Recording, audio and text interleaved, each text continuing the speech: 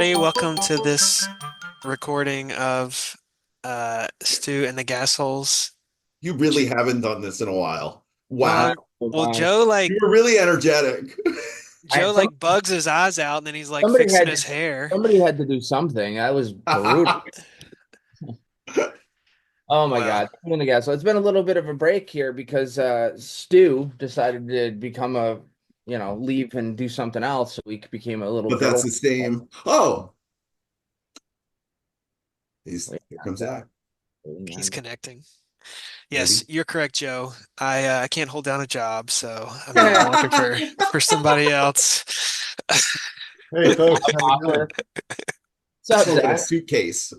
What's up with you now, Stu? You can't hold down a Where are job? you? We can't see you. Let's see you. Turn your camera on, Zach. Jeez. Oh, give me just a second. First I'm timer. still getting Put on a situated. shirt. Put clothes on. Yeah, yeah. I can't hold down a job, so. You can hold it down just for not long. How long were you at your former employer? Yeah, I was with them for 5 years. So, Five Just years. stop promoting them tonight. huh? Oh, Them. you don't need to take Well, I don't want floor to. for Spain. Well, they got lawyers over there, so I don't want to get them in trouble. They're definitely coming after Stu Salt. So, did you have another change? Are you not at a midstream now, or are we just No, jumping No. around? that's Wow, the I that was would be gonna say, change. incredible. Yeah, yeah. Well, that I would know definitely things be move a fast in problem. Washington, He's now in but the dairy industry. You didn't know he was just nominated to be I was Secretary of fixing to say, yeah, you didn't see that post on Truth Social? well, in that case, I got to change out. Yeah, Take over for Pete Hetzeg, I think. yeah. Yeah, new Secretary of Defense now. Yeah. Okay. Uh, What's up, Zach? How are you? I'm good. How are y'all? We're recording. We just started. Yeah, we're already recording. All right, that's fine with me. I think we're recording. I Yeah, can't. I think we are too. we had Yes, this we are. awesome introduction. Yeah, Stu flubbed it pretty bad. Wait until you watch it. Pretty bad. Most unexciting intro to any program Hello. record. Hello. Um, And of course, just as we start recording, my wife's in the office today, and the dog You is can't asking see to her. go out. it's all So right. just a Yeah, Don't worry. second. Yeah, take the dog out. this is real All right. life. It was good talking with you today, Zach. Hey, Thanks. thank you for joining Stu and the Gasol. I Those hope are it, awesome insights, Zach. hope it Thanks was for your time. informative. Learned a lot. I can go get tires now. This is it. We'll just wait. Go ahead. Yeah, I'll be right back. I'm gonna go get tires. Oh Hmm. my goodness. This is what we do. So, It has while been a while. How long has it been? Probably since we recorded, probably 6 or 7 weeks, yeah, that's maybe. right. Where you Probably been? Where since y'all then. been? But man, What are there's been y'all? a lot of things happening too. Lots of Uh, stuff. Oh, lots. Oh, Zach, dog's back. Dog's I back. mean, I'm here for about 10, so anywhere from 5 to 60 seconds. All You'll right. know when she's ready to come in because you'll hear the bark in the background. What kind of dog you got? She's just a total mutt. A little bit of everything. Those are the best dogs. Yep. Absolutely. Those are the best ones. Well, I mean, I know we're going to get interrupted by your pup there, but since the last time we spoke, it was before the election. It was a lot of things have really changed, right? Since the last time we had a conversation. So we figured, well, why not get Zach back on here to give us the hot Washington take, see what's going on down on the Hill, and see how everybody's adjusting to the basically a new regime that's going to be coming in. Oh, sure. Yeah, I mean, it's great to be on. There's a lot to cover for sure. Happy to answer questions Joe on has 10 whatever minutes or so. our take is, but lots No, going on. no, I just think one of the things is since when we last spoke, I think it was probably like, and I'm guessing, but it was probably like August, September, right? I think that was about the time. Yeah, I Yeah. think so. And we were all kind of like, we don't know which way this is gonna go, and there was a lot of like hesitation on like kind of what.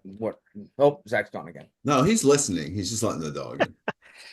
well, I guess one thing I will say, Joe, if you remember back, I mean, we thought it was going to be close, right? I mean, we Yeah, yeah. thought that, there would But at that's why I least was We're hesitant. be, very worried. yeah, I mean, it would be eked out either one way or the other. And like it wasn't, right? It was a landslide. And so just thinking about what made it such of a landslide for conservative politics. Like, I mean, energy, I don't know, my opinion is energy played a role in that.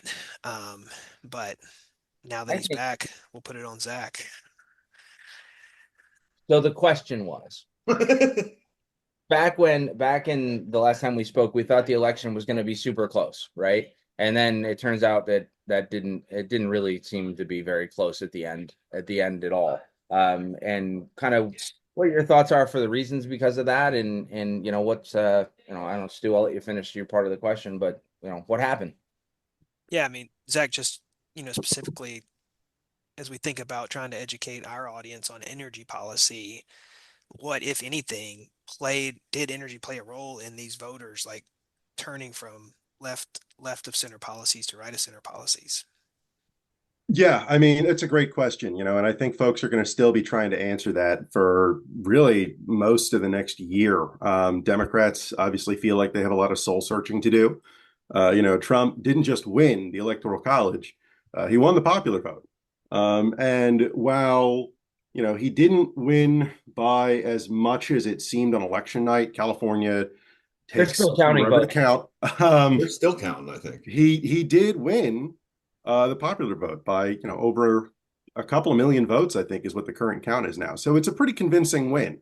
Now, when we spoke back in August, we said the election was going to be close, and in a sense, it was still close because if you look at the states that actually mattered, right, those swing states, his margin of victory in there wasn't huge, but the fact of the matter is he swept all of the swing states and he won the popular vote. And I think a big part of the reason for that is, this election was about the economy. This election was about the price of food, the price of housing, the price of energy, all of these, basic kitchen table topics that, the average American sees and deals with every single day. And so I think, there's a temptation right now among a lot of the pundit class on both sides of the aisle to try to bring in other social issues into the election and try to ascribe, either Harris's defeat or Trump's victory to positions that they took on those issues. And I really don't think that has a whole lot to do with it. If you look internationally at all of the other elections this year, almost across the board, the party that was in power during the post-COVID inflationary period lost this year. Regardless of if they were left wing or right wing, regardless of a lot of the social issues that are in the conversation in those countries, really what it boils down to is just, voters see that things are more expensive than they were 4 years ago, and they want somebody in power who's going to take actions that they believe will bring those prices down, or at least stop them from increasing more. Yeah, I think it's I don't know. I mean, I don't want to get into it too deep in the weeds here, but I feel like the Democrats, like their whole campaign kind of fell apart toward the end. It didn't turn into policy. It wasn't about what we can do for you. It was like why you shouldn't vote for the other side. And it was like I think a lot of people like, especially the independent or the people that were kind of like uncommitted were kind of turned off by that. And you said it right in the beginning that the Democrats doing a little bit of soul searching right now, and I think that that's probably warranted. But I don't know. It was just really I wasn't surprised. I don't think anybody was really surprised. I mean, I feel like it could have gone that way for the other side too. But the closer that we got to the election, the more and more it felt like it wasn't going to go that way. Yeah. I know, and I don't want to get too, highly deep into this topic, but you'd mentioned the economy, obviously, I think was probably the number one issue for everybody. But close behind that was the immigration issue. And that became a hot button topic, really, probably in the last couple of months, more so than prior. And I think a lot of people that I talked to were kind of, I don't want to say that they were like pro-Republican on what needs to happen, but they were sure that something needed to happen. And Yeah. it just never felt like the Democrat side had any plan or You know what's policy. crazy about your thought, Joe, is both of those things rely on energy too. Like as weird as that sounds, like the more people you bring in, the more energy you need to be a better economy. Energy needs to be cheaper, right? Essentially, both of those things. Well, I mean, I think you saw what happened in Pennsylvania, right? And I'm going to look to Pennsylvania because the fracking issue. right? And Pennsylvania's always been that one state that could like flip flop, with an election. Sure could. And Pennsylvania went handily toward Trump. And it was like, I think again, back to what you said, that the energy policy, I want to talk about that and how you think, that impacted people's voting. And what I guess what the I know Trump's big thing is drill, baby, drill, right? Like as he says it every 30 seconds if you pay attention. But I mean, do you think that that's going to be something that is enacted quickly? Do you think that that's going to be impactful for us? And kind of from your end of the side, end of the world, like what are you guys seeing? Is anybody making adjustments for that? Is more money being released? Are there more projects that are coming out? Yeah, no, it's a great question. I'll tell you that a lot of the folks that I spoke to in the energy industry, understandably, were very happy with the outcome of the Sure. election. And that's, in some ways across the board. Not just, folks who are in oil and gas or nuclear energy or some of those fields, but I think there's been a lot of frustration with this administration's energy policy in general. The way that they've rolled out infrastructure investment from the Inflation Reduction Act, the way they've rolled out infrastructure investment from the Infrastructure Investment and Jobs Act, the way they've talked out of both sides of their mouth on permitting reform. I think there's been a lot of challenges that just about anybody who's trying to build just about any form of energy has run into in this country in the last 4 years. Frankly, I think the only people who are, apprehensive, and not to speak for everybody, but from my point of view, the only people who should be especially apprehensive about, the incoming Trump administration are people who are working in offshore wind, which, as we all know, is something he has not been a fan of for a very long time. But most of us, looking at energy policy through that all of the above lens, I think we see a lot of opportunity over the next 4 years. I suspect that permitting reform is going to be a priority for the next Congress. There has been some movement the last couple of years, but like I said, Senate Democrats in the White House haven't always been willing to play ball the way we'd hoped. I think they'll try to do something on that pretty quickly. Yeah. And if you look at who Trump has appointed for secretaries of energy and secretary of the interior, both of those are solidly pro-energy, pro all of the above energy picks. So, I think that the next 4 years, hopefully we'll see some of these projects move faster, see some of this money move quicker, see some of this regulatory red tape, torn up. But it's going to be a wild ride for sure. There's, things move fast in Washington. And by the time we release this, who knows what new announcements will have come out. For sure. Yeah. Yeah, I think the other thing I wanted to address too is I think one of the things that was really, and I don't know how this is going to go because I think they're going to go out of pushback from it, but this whole Doge, Department of what is it? Department of Government Government, efficiency. which is hilarious that they named it that. But a Brand. lot It's all about the brand. but I think a lot of people were Mhm. like excited about that. I think a lot of people think that there is, some money that's some money that we could probably bring back and cut some spending. Have you seen any resistance from people down in DC as far as this government efficiency program, or are people on board with it, or? I, like so many other things here in DC, it's a mixed bag, right? There's definitely, excitement and interest, especially from the Republicans and a handful of Democrats, actually, Seen that some Democrats are about, like, yeah, there's a few like Ro Khanna posted that he's, looking to work with Doge and find some solutions. I think it's really more about the way that they turn their attention to issues. And also about what Doge ends up being, right? Because right now it is still a relatively nebulous new thing. It doesn't have any official status yet. It's still being stood up. We're all still kind of waiting to hear more. They were on Capitol Hill yesterday, December 5th, to talk with Republicans more about it. From what I can tell you, they're definitely interested in hearing from the business world about specific things they should look at, specific things they should cut, especially on the regulatory side.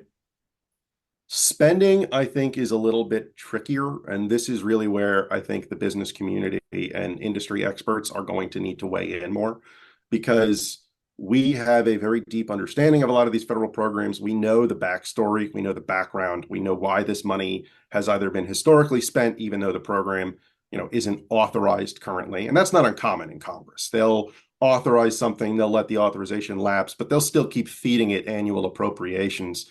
And that's essentially a de facto yearly authorization in some sense. Um, there are a lot of things like that I think we're going to need to speak up about.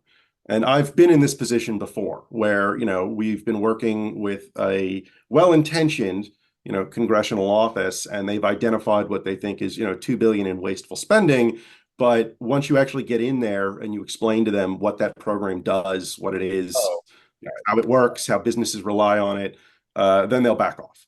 And I think that, there's going to be a fair amount of back and forth regarding that in the next few months. Right now, folks are excited, they're raring to go, and that's great. We love the enthusiasm. It's nice to have some new energy in Washington, but things don't move fast in this town, sometimes for a reason. And I think once January rolls around, people will pump the brakes a little bit. yeah, I think it's like you said, it's exciting because it's new and fresh, right? I think Right. it's going to be dependent on kind of what can happen, not necessarily the momentum behind the Right. idea. Um, Right. it, Well, I and ultimately, they can't do anything without congressional approval or presidential buy-in. And so ultimately, they're going to have to convince, they can put out things, but ultimately it's going to be dependent on what Congress decides to do and what the president decides to do. I think it was interesting though that there were some Democrats that were like, "Look, I'm all for getting rid of wasteful spending." Like, and I Yeah. think that was a good position to take, instead of I think we have to get away from it, and hopefully, the DC is kind of listening a little bit, and from both sides, that we have to be a little bit less, a little bit more bipartisan, a little bit less, us versus them. The American people don't like, we're not in love with that, right? I think the average person is like, this has gotten wildly out of control. It's like if the Republicans have a good idea, the Democrats automatically hate it, and vice versa. And it's like, well, there's some merits as to both sides of every argument. So, Yeah. um, And I was just going to say real fast, Joe and Zach, feel free to weigh in here. I mean, I think the conversations I've had with folks just to that point, like you can't have a corporate environment or a business environment where every 4 years you're changing, right? And it's not just a small change, it's like the polar opposite. Yeah. And so Yeah. as you think about policies that the Biden administration put forward, yeah, they're probably radical in some aspects, but like there's some methane policies that I've been thinking about and thinking through, and like there's definitely Hmm. some extreme aspects of kind of what the Biden administration has put forward from a methane mitigation and methane Hmm. identification standpoint, but it's not unworkable. And so is there a way we can roll it back to a certain degree to where majority of business community can get behind it. Majority of, in our respect, oil and gas industry can get behind it. And like, does that mean EDF, Sierra Club, whoever is not gonna sue? Probably not. But at the same time, here is a workable solution that a Democratic administration can get behind, a Republican administration get Hmm. behind, and it's not going to change, if we don't get President JD Vance 4 years from now, right? Yeah, I think in general, for not every regulation, because there are definitely some things that the business community is going to be going up to the Trump White House and asking, we need to get rid of this or pull this back entirely. Mhm. But I think in general, for a lot of things that were done in the last 4 years, our mantra is going to be amend, not end. There are, for example, there are a lot of programs that are being funded through the IRA or through, the infrastructure law that there's been, I think some justifiable frustration with. Things have not been funded appropriately or have not gotten out the door, or have been, mismanaged from a regulatory standpoint. But our solution ideally wouldn't be to get rid of those entirely. It would be to, let's sit down, have some conversations, identify where, bureaucracy has been holding things up, or, what programmatic requirements are just way out of line, and fix those. Not, don't throw the baby out with the bathwater. And certainly there's some money that I don't think business is going to object to, being clawed back and being reallocated. And, like I said, certainly there are some regulations from the last 4 years that I think the business community will be happy to see the end of. But overall, some amount of stability is important. And you're right. I mean, we can't whipsaw back and forth for, every 4 years and expect to be able to build, sustainable energy infrastructure. I mean, a lot of these projects take more than 4 years to build. Right. And if we That's start some of the building, permitting takes that long. exactly. No, it's And if not we start longer. working on a project and then the next admin comes in and says, this isn't in line with our priorities, we want to cancel it. That's a disaster. Yeah. It's interesting, and that's a really good analogy, Stu, that you had as far as if it was a business and you change your leadership every 4 years, right, with a totally different mentality, you would never get anywhere. The business would fail. And I think that that's, I never really looked at government that way. It's like everybody gets excited but at the end of the day, 4 years is really short. And if you Mhm. keep keeping changes in 4 years and then you just basically knock them all back and come back with all new different policies, it's really kind of regressive. You're not making any gains, and I think that that's kind of the area we've been stuck for a while. Mhm. One of the other things I wanted to discuss, and this is kind of outside of oil and gas, but it's something that's on top of mind. You know, a big part of the American population was like, why are we sending all of this money overseas? Right? It's like we're sending all this money to everybody, but not taking care of America. We have Americans that are hungry. We have Americans that are starving. We have Americans that can't afford to live, and a Wow. lot of byproduct of the inflation and everything that we went through post COVID. But I want to ask, like, because I don't know. I mean, how much of the funding that goes into, protecting, Ukraine or helping Israel or sending, I think we just sent like $1 billion or 40 billion or whatever it was over to Africa.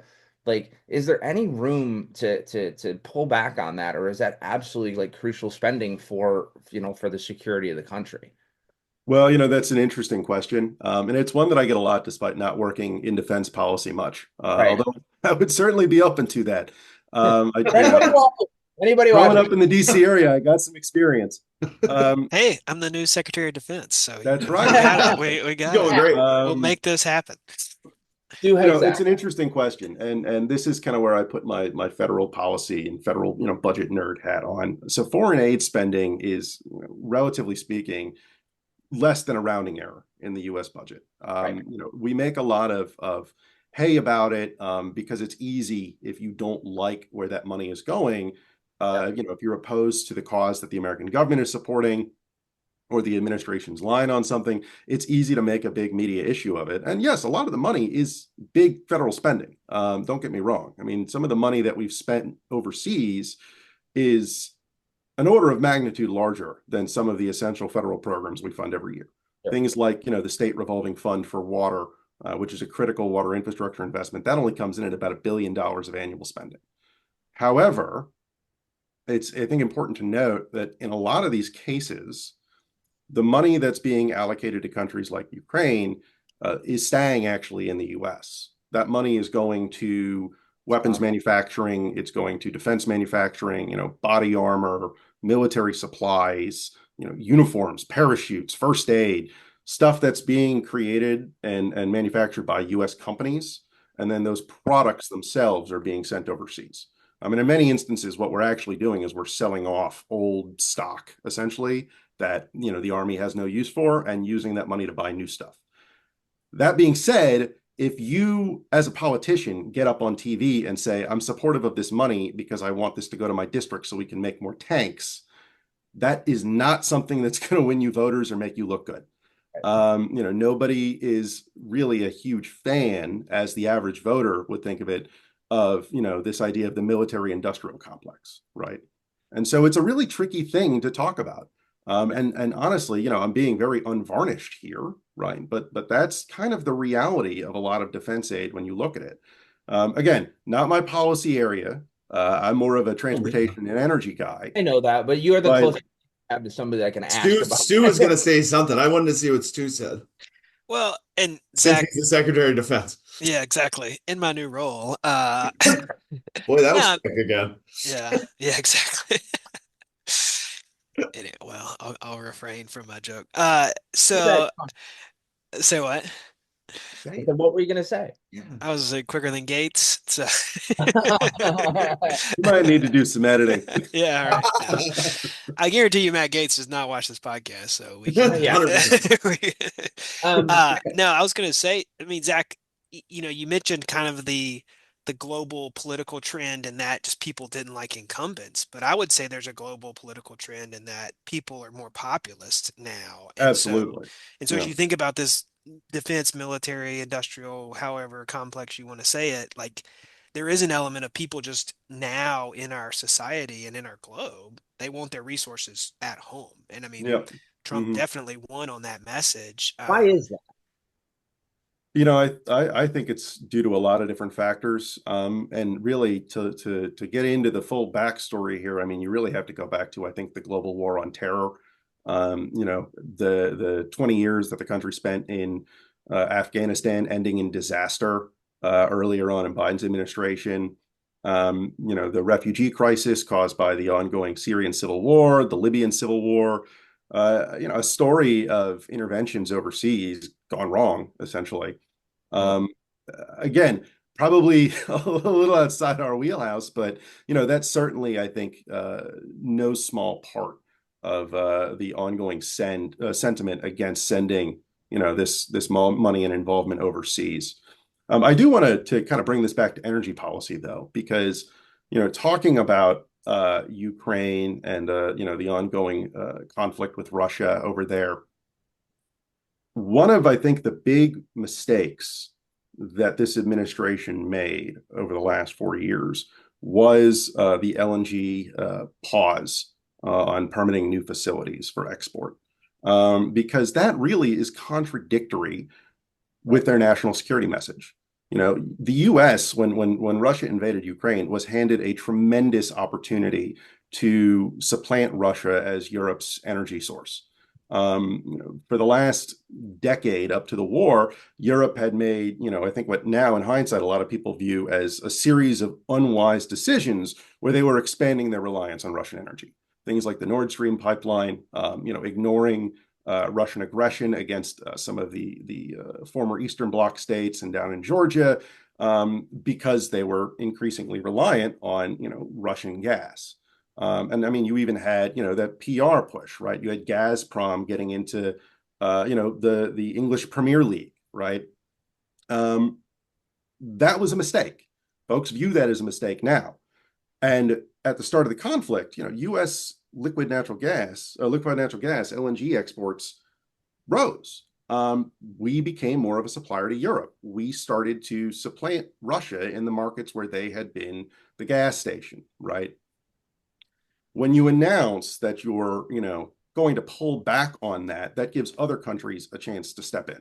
And not only are you undermining, your national security relationship with these European countries, but you're also providing an avenue for other countries with either less clean energy or, who may be geopolitical rivals or even just, market rivals to fill the gap. I mean, when I saw that policy had been announced, that was followed very quickly with news that some of the Gulf states were increasing their own export capacities.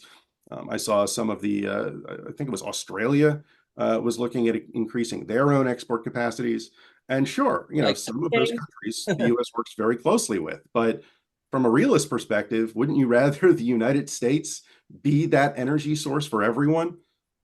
Yeah. What was the Zach? What was the reason for that? What was the when that policy was enacted? What was the thought process behind it? Well, honestly, I think it mostly came down to the election. The Biden administration had been getting a lot of pushback from some of the environmental groups. The Sierra Club, et al., were very unhappy with some of the moves that the administration had made in the energy space. Remember, for all the conversation on the campaign trail, U.S. domestic energy production is near record highs right now. And that was not something that, the Sunrise Movement, Sierra Club, and whatnot were very happy about. So this pause was, I think, in large part a nod to them saying, look, this administration is still on your side. We're still the better choice. We're still looking to, ramp this industry down over the coming decade. And I think that was, very apparent when, Secretary Granholm gets up in, I think it was midsummer or so, and, speaking to a group about the pause says, well, I think by this time next year it'll be gone. And, she wasn't saying that because she knew that Trump was going to win in November. She was saying that because the administration, was doing a 1-year review. And then after the election, we'll do away with it. Right. That's kind of crazy. Yeah, Hey, Zach, you mentioned them earlier, but just curious if you could take a little bit of time to educate the folks listening on, Or yeah, us. that's Or true. just me. That'd Just be the good. four people here. Mhm. On the secretaries, right? You mentioned interior, you mentioned energy. Maybe chat a little about who those people are, what their backgrounds are, and then if you want to throw EPA administrator in there too, I think that might sure. be helpful context. Yeah, so I think generally when you talk about the people that the president-elect has tapped for his incoming administration, you've got to separate them into two buckets, right? There are the very conventional picks, and then there are some of the more unconventional picks. And you can have your own thoughts and opinions on some of the unconventional picks, but the conventional picks are really the ones that for us are going to be serving in posts that are directly relevant to the industry and to infrastructure in general. And I think none of them are going to have any trouble whatsoever being confirmed, and most of them will probably be confirmed by a pretty substantial bipartisan majority. When it comes to the two or the three that you mentioned, I guess I'll start with Interior because he's the one that most people may have heard of. North Dakota Governor Doug Burgum. He ran briefly for the Republican presidential nomination. He has been a fairly popular, pro-energy governor up in North Dakota. Obviously, anybody who's listening to this probably understands how important that state is for America's energy industry. Fucking. And he'll be a great fit, I think, Mm. for our concerns for the Interior Department. Secretary of Energy is a little more interesting. Um, the gentleman over there is a former, I believe, fracking company, oil supplies company CEO, Yeah. Chris Wright, the head of Liberty. Liberty Fracking, is a fairly well-known guy, I think, in the industry. I've talked with quite a few folks who have worked with him and know him professionally. Everyone speaks very highly of him, and I think that we're going to be in good shape with somebody who, has that industry background to be leading that department. Was he Of seen course, as sorry to interrupt you, Zach. Was he seen as a like a kind of an odd pick? Like, did that kind of come out of nowhere, or was he somebody that he was on the radar? Uh, you know, uh, yes and no. So the energy department is a bit of an odd duck. They don't just do America's, actual domestic energy industry. A lot of people forget that the Department of Energy also has the keys to the nukes. Right. And in fact, you've actually seen quite a few energy secretaries in the past that have had more of a technical background in the sciences or in, nuclear or atomic energy. That being said, I don't think he's really an unusual pick. I think that he's somebody that pretty solidly fits the mold of somebody industry would see as qualified. And yes, he'll probably have some studying up to do on America's nuclear arsenal. But Mm. besides that, I think that he's somebody that everyone can be pretty comfortable with, and I think he'll do a great job in that position. You don't think he'll have any problem getting confirmed? No, none whatsoever. No, no, no. Yeah, the folks that I would put into the conventional basket, they're going to be basically a media blip. I think when their confirmation happens, a lot of folks will find out about it because you'll see the headline come up with the votes if you even get a push alert at all. I was gonna say Um, they're just like even they were a blip when they were nominated. Like yeah, it was like blip, move on to the next one, and then all the obviously it's all centered around a couple of people that are the odd picks, right? yeah, So Which you could, have the conspiracy theory of like you throw out this like crazy name and then you because don't worry about yeah, it. and then What? like the second guy is like, oh yeah, sure, yeah. he's By normal comparison, compared to that right? guy. Yeah, Yeah, so but no, I mean I like how you frame them conventional and unconventional, Zach. You could say Wright's unconventional in that he doesn't have a government background, but yeah, conventional in the fact that he knows the The industry. industry. Yeah. right. Maybe Yeah, not as much like you said, the nuclear stuff, but he's a smart guy, right? He's run his own business. Like it's not like right. he's an idiot. So I Yeah, like and I like to like I see said, I mean, I've spoken to some people who know him, and everyone speaks very highly of him. And folks in the industry are pretty confident that he's a good pick to lead the department. let's talk about the unconventional picks. Well, before we do, I yeah. do want to get to the last one that Stuart mentioned, which is the EPA administrator. I think Lee Zeldin is a name that a lot of people may remember from his run From New York. for New York governor. He came pretty close as a Republican in that state, a former member of Congress. Generally, I think another well-liked guy, somebody that everyone can work with. We're confident, I think, that he can do some good permitting reform stuff up there, while also, being from the Northeast, understanding the particularities and importance of, America's energy infrastructure, America's, water infrastructure, broadband. It's such a dense area. You got a little bit of everything up there. And he knows that it's important to keep that stuff clean and safe, but also be able to actually build it. Love me some Lee Zeldin. I was happy about that one. All right, now we can move on to the unconventional. And we won't spend a lot of time on him because I don't think there's any reason to belabor a point. I mean, you can probably turn on the news at any given point and hear anything you want about him. But as far as from your, I guess, view, why don't you talk about the unconventionals and kind of how that's been received? So, I think that when it comes to some of the more unconventional nominees, there's, I want to say, openness to some of them among Senate Republicans, but also a fair amount of skepticism for some of them. A lot of it, I think, is going to come down to the confirmation hearings. Honestly, we've already seen one. Congressman Gates didn't even make it to January. I would not be surprised if some of the others also, make the call that they just can't make it through it and they drop before then. But the Senate has a duty to deliver, they call it, advise and consent, right? And I think they're going to take that pretty seriously. Every Republican senator I've talked to has said the same line, which objectively, for them is the correct thing to say, which is, the incoming president has a right to pick his cabinet, but the Senate also has a duty to carry out, their constitutional role in the matter. So look to those congressional hearings. Look to statements that any of these nominees put out in the next month or so. Of course, a lot of them are already up on Capitol Hill having sit-down meetings with Republican senators, trying to win them over. I think most of them have probably assumed they're not going to get any Democrats to vote for them.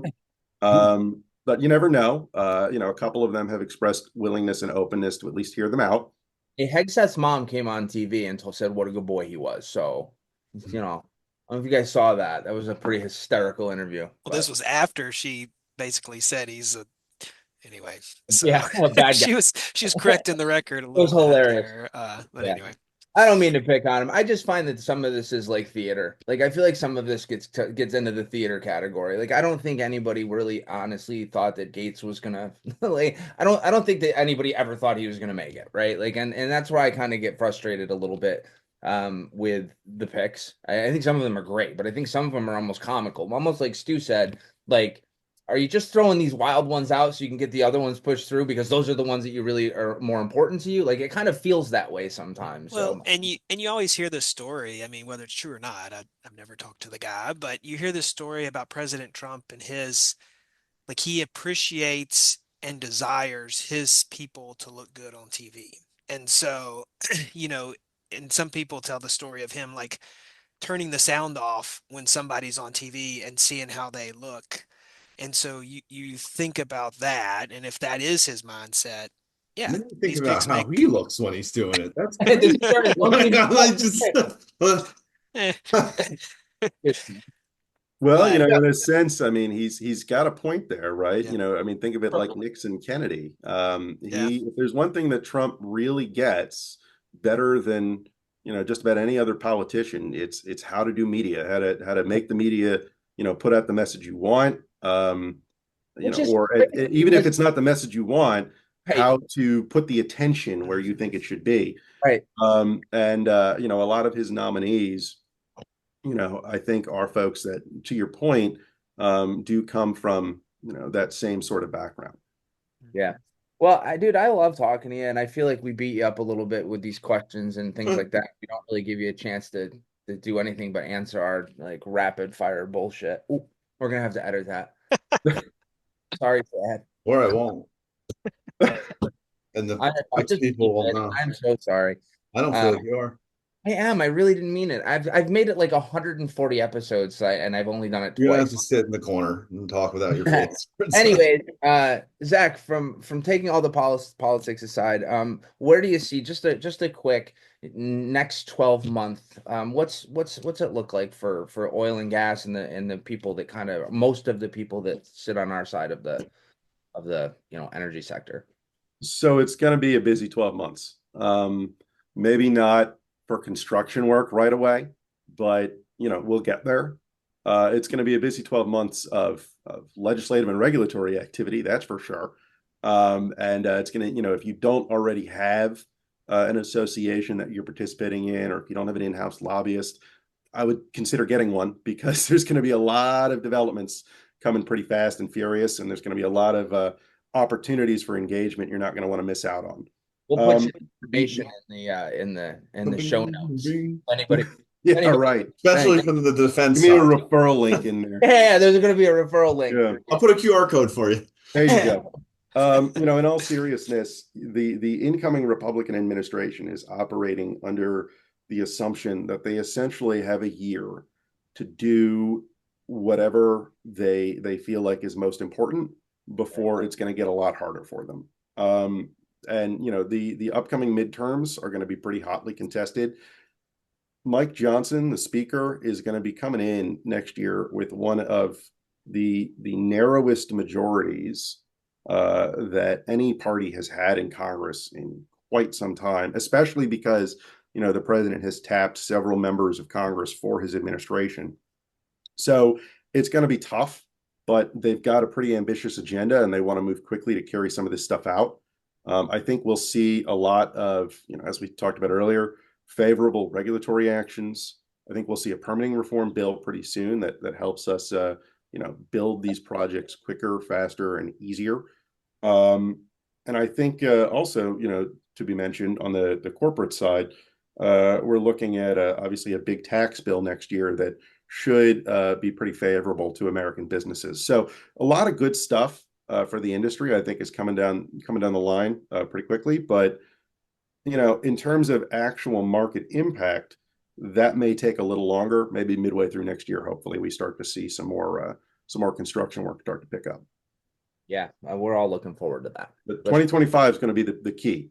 2026 is when the midterms are really going to kick off, and that's going to be, I think, another pretty hot campaign.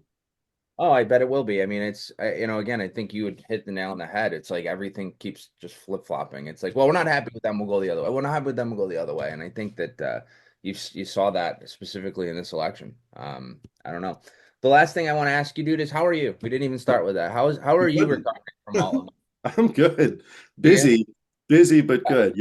Presidential transitions are always a busy time. We got a lot of stuff we got to write. We got a lot of stuff we're trying to get done in the last couple of weeks of Congress. But it's good to be busy. I'm just looking forward to the holidays and taking a little time off before we really dive into the new administration next January. Well, when it gets busy, you can just leave positions like Stu. Go ahead and find another one. Yeah, it's true. Very much. It's good. Good strategy. Moving on. Good strategy. Great strategy. Guys, you guys have anything else? Because I gotta go get No, tires. you gotta go get tires That's a whole different story. and haircut. Yeah, the whole thing. That's all I got. Hey, Zach, I know we had talked about doing some extra stuff with you. I really appreciate, I won't get into it, but the buy-in and I think all of the folks on the other thing that we were talking about are going to be super excited to have you on there. You're going to probably In get a lot. January, not December. Yeah, there's I gonna just need to confirm. we'll let you get over the holidays. We'll give you Okay. Well, January 17th. 17. We'll send you the info. I'm out of the country. And we're going January 24th. No, I'm just kidding. We'll figure it out. We'll figure They it out. haven't put it in stone yet. It'll Okay. be cool though, and I'm really excited to have you come on. We're gonna have a really good group of folks, and I think that they'll have a lot of awesome questions for you that you'll appreciate. Much better than Chad and I. Well, I'm looking forward to doing it. I think it'll be fun. Yeah, just send me the info. I'm always happy to talk with folks. All right. That buddy. goes for listeners too. If you want to talk to me, feel free. Reach out. I'm going to split I'm some texting stuff you in this every video. minute. Since I have to cut out Joe's curse word, I'll put other things in it. You're not gonna cut it out either. He's just gonna put like a blur over my face or something. I'm going to do all kinds of stuff. Zach, All right. thank you. as much as Thank you we guys. thank you, appreciate you, buddy, and glad that you found a new home that you're happy with, and I'm glad to be doing this again. We had a little bit of a hiatus, but No. coming Okay. back on with Mr. And Perconti. Zach, thanks again, man. It's awesome. Yeah, Yes, no thanks, Zach. problem. This was fun. Good talking to y'all. Thanks, Thanks, guys. Al. See Take y'all.